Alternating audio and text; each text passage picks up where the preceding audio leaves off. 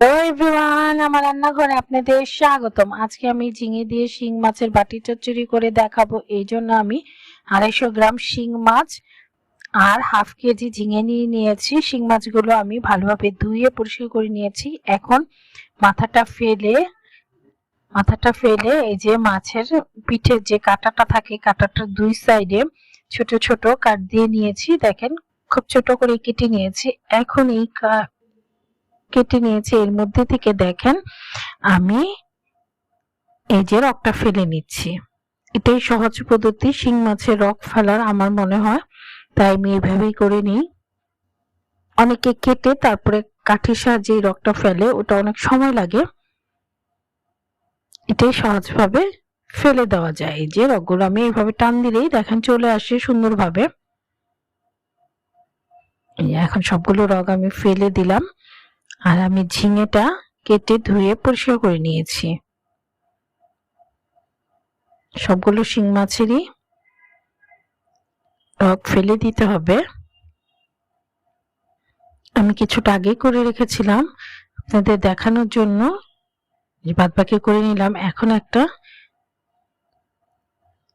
কেচি দিয়ে আমি ছোট ছোট টুকরো করে কেটে নিচ্ছি। একটু ছোট করে কাটতে হবে। এই দেখেন আমি সুন্দরভাবে কেটে নিচ্ছি, আপনারা বটি দিয়েও কেটে নিতে পারেন।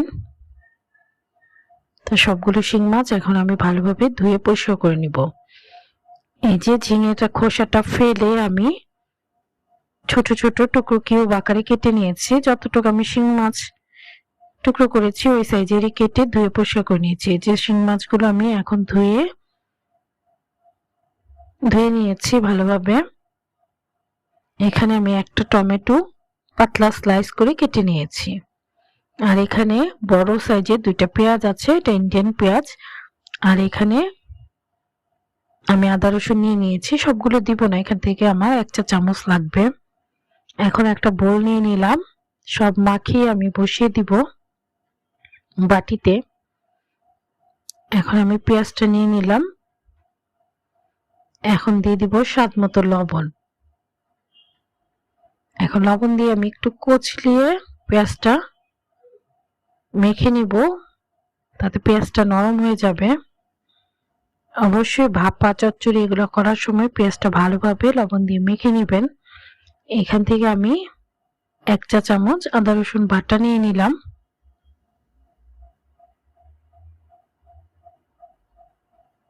যেহেতু জিওল মাছে একটু আদা রসুন দিলে ভালো লাগে।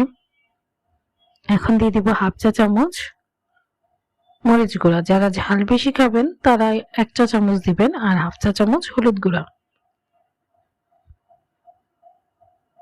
বেশি ঝাল করব না, তাই হাফ চা চামচ দিয়ে নিলাম মরিচের গুঁড়া।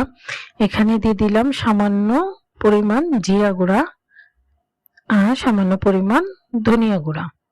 এখন সবগুলো একত্রে মেখে নিব। এতে আমি কোনো রকম আর অন্য কোনো মশলা দিব না। এখানে টমেটো কুচিটা দিয়ে দিলাম, পাতলা করে স্লাইস করে কেটে রেখেছিলাম। এখন একত্রে মেখে নিব। এখন দিয়ে দিব তেল। আমি এখানে 2 টেবিল চামচ পরিমাণ তেল দিয়ে নিলাম।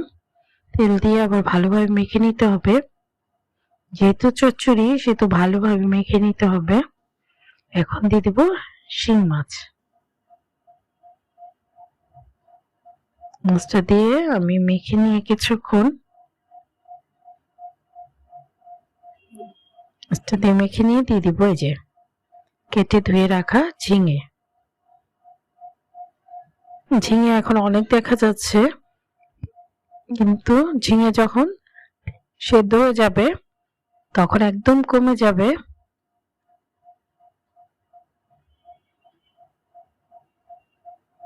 তো ঝিঙে দিয়ে আমি মেখে নিচ্ছি। এটা এখন মাখামাখির উপরে রাখতে হবে। এখন দিয়ে দেবো আস্ত 7-8টা কাঁচামরিচ। এতে ঝাল হবে না, সুন্দর একটা ফ্লেভার হবে। যারা ঝাল বেশি খাবেন তারা এখানে মরিচটা চিড়ে দিবেন, তাহলেই ঝাল হয়ে যাবে। বা যারা ঝাল বেশি খান তারা মরিচটা ডলে খাবেন। আমি আস্ত দিয়ে দিলাম, ঝাল কম করব। এখন ঢেকে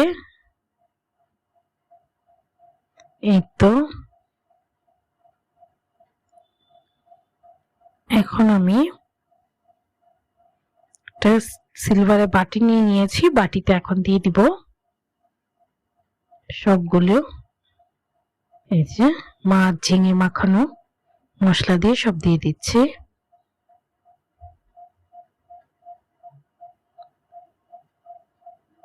একদম ভরে গেছে, কোনো ব্যাপার না, পরে কমে যাবে। এখন আমি হাতটা ধুয়ে খুব সামান্য পরিমাণ পানি দিয়ে দিলাম, যে একটু মাখো মাখো ঝোল হবে। এই যে 2 টেবিল চামচের মতো পানি দিয়ে দিলাম। এখন ঢাকনা দিয়ে ঢেকে দিব।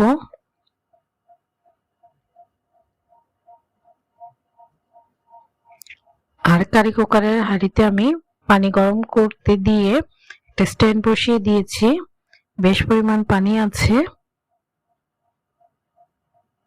এই যে বাটিটার অর্ধেক পর্যন্ত পানি। এখন আমি ঢেকে, এই যে ছিদ্র আছে একটা, ছিদ্রটা আমি এখন টিস্যু পেপার দিয়ে বন্ধ করে দিব। এই যে টিস্যু পেপার দিয়ে বন্ধ করে দিলাম, এভাবে বন্ধ করে দিতে হবে। তো ঢাকনার ছিদ্রটা আমি বন্ধ করে দিলাম। এখন আমি মিডিয়াম টু হাই হিটে রেখে দিব একদম 1 ঘন্টার জন্য, আর নাড়াচাড়া করব না। এই তো 1 ঘন্টা হয়ে গেছে। এখন আমি ঢাকনাটা তুলে এই যে বাটিটা আমি সাবধানে নামিয়ে নিয়েছি, বেশ গরম। এই তো এখন আমি ঢাকনাটা খুলে দেখাচ্ছি, অনেক গরম আছে। সাবধানে। এই দেখেন কি সুন্দর ঘ্রাণ, রং কত সুন্দর কালার হয়েছে। তৈরি হয়ে গেল আমার ঝিঙে দিয়ে শিং মাছের বাটি চচ্চড়ি। এটা খুবই মজার খাবার, আপনারা এইভাবে করে দেখবেন, খেয়ে দেবেন। যারা এখনো এটা করেননি তারা অবশ্যই এইভাবে একবার হলেও করে দেখবেন। আপনারা বাটিতেও সার্ভ করতে পারেন, আবার ঢেলেও নিতে পারেন। আমি ঢেলে আপনাদের দেখাচ্ছি, যে খুবই সাবধানে ঢালতে হবে, এখনো গরম আছে। যে খুবই সহজেই তৈরি হয়ে যায় এই রেসিপিটি। যারা ঝিঙে পছন্দ করেন এই রেসিপিটি অবশ্যই তাদের জন্য।